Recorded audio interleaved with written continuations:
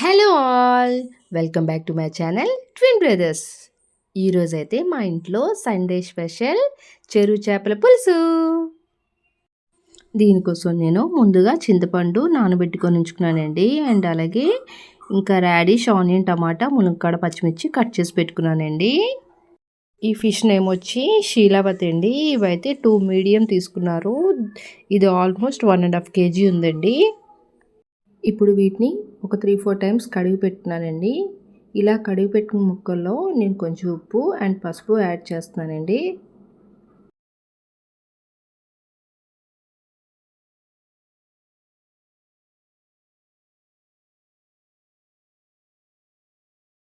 ఉప్పు పసుపు బాగా కలుపుకొని ముక్కలకి దీన్ని ఇంకో 2 టైమ్స్ క్లీన్ చేసి పెట్టుకోవాలండి.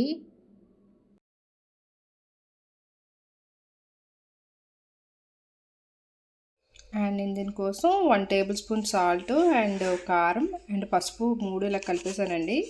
ఇది మొత్తం ఇందులోని కలిపేసుకోవాలి. కలుపుకున్నాక వీటిని కాసేపు పక్కన పెట్టాలండి. ఇలా పెట్టుకోవడం వల్ల ముక్కకి ఉప్పు, కారం, పసుపు బాగా పడుతుందండి. అందుకని 5-10 మినిట్స్ పక్కన పెట్టుకోవాలి. అండ్ ఫిష్ కర్రీ కోసం నేను ఈ క్లే పాట్ కడాయిని తీసుకున్నానండి. దీన్ని నేను ముందుగానే సీజనింగ్ చేసి పెట్టుకున్నానండి. మనం క్లే పాట్లో ఉండేటప్పుడు డైరెక్ట్గా హైలో పెట్టి వండకూడదండి. ఇది సిమ్లో పెట్టుకొని మనం స్టార్ట్ చేయాలి. ఇప్పుడు స్టవ్ ఆన్ చేసి కొద్దిగా ఆయిల్ పోసుకుంటున్నానండి.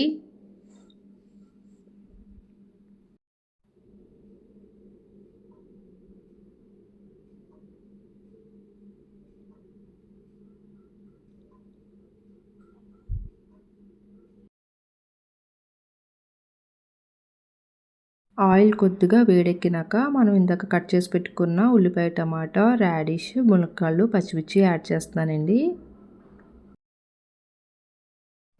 అండ్ ఇటువంటి మట్టి కుండలో మనం వంట చేసేటప్పుడు కేవలం వుడెన్ స్పూన్స్తో మాత్రమే యూజ్ చేయాలండి. స్టీల్ స్పూన్స్ అవి యూజ్ చేయకూడదు. అండ్ ఈ ఉల్లిపాయలు మగ్గేలోపు మనం దీనికోసం మసాలా ప్రిపేర్ చేసుకుని వచ్చేయండి. దీనికోసం నేను అల్లం, వెల్లుల్లి, ఉల్లిపాయ, ధనియాలు, జీలకర్ర యాడ్ చేస్తున్నానండి.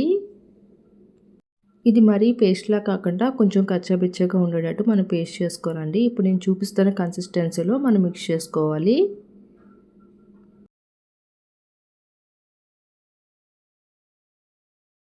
అండ్ ఈలోపు ఈ ఉల్లిపాయలు కాస్త మగ్గినాక ఇందులోకి మనం కొంచెం ఉప్పు అండ్ పసుపు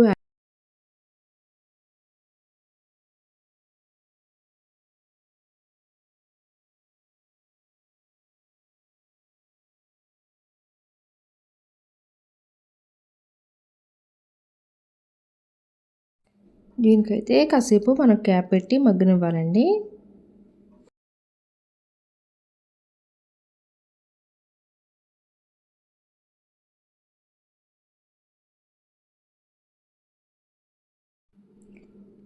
ఇవైతే ఆల్మోస్ట్ మగ్గిపోయాయండి.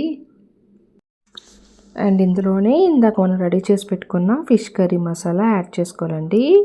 ఇది యాడ్ చేసినాక కొంచెం ఈ పచ్చివాసన పోయేంత వరకు మనం ఫ్రై చేసుకోవాలండి.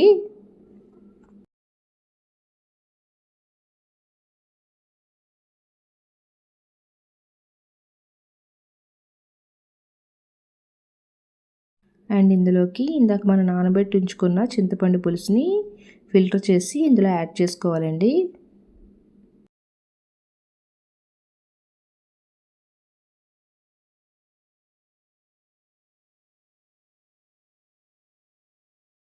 రిమైనింగ్ దాంట్లో కూడా మనం వాటర్ పోసి ఈ పులుపుని కూడా యాడ్ చేసేయాలండి.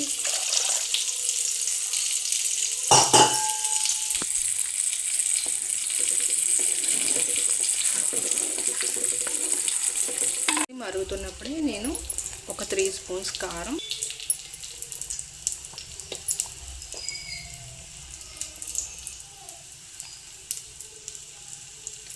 అండ్ 1 స్పూన్ గల్లుప్పు యాడ్ చేస్తానండి. ఇందాక మనం ముక్కల్లో కలిపెట్టుకున్నాం కదండి సాల్ట్, అవి యాడ్ చేసినాక ఇంకా కావస్తే మళ్ళీ సాల్ట్ మనం యాడ్ చేసుకోవచ్చు. ఉడుకుతున్నప్పుడే మనం కలిపెట్టుకున్న ముక్కలు కూడా యాడ్ చేసేయాలండి.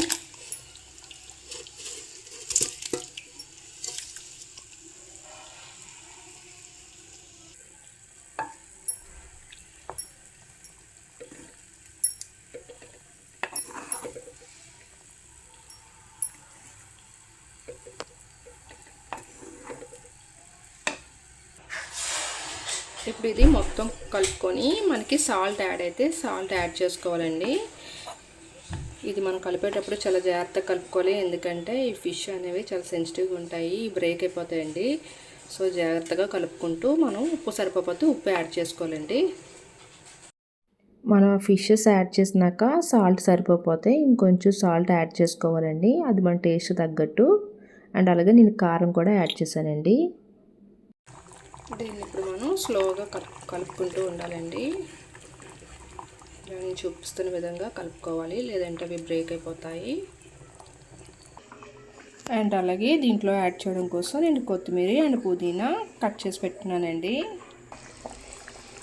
ఇప్పుడు ఇది మనం ఇలా పులుసులో గార్నిష్ చేసుకోవడమే.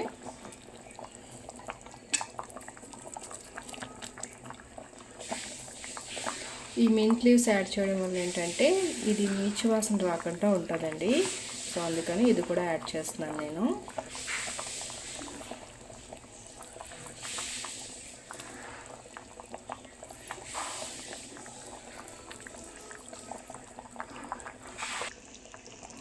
ఇప్పుడు ఇది ఒక 10 మినిట్స్ మగ్గాలండి, అందుకని ఒక 10 మినిట్స్ మనం ట్యాప్ పెట్టి మగ్గనివ్వాలి. ఇది మగ్గిపోయిందండి.